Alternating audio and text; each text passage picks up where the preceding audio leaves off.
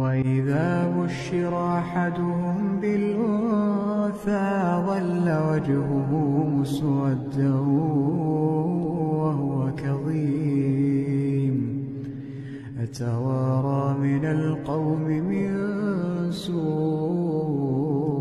ما بشر به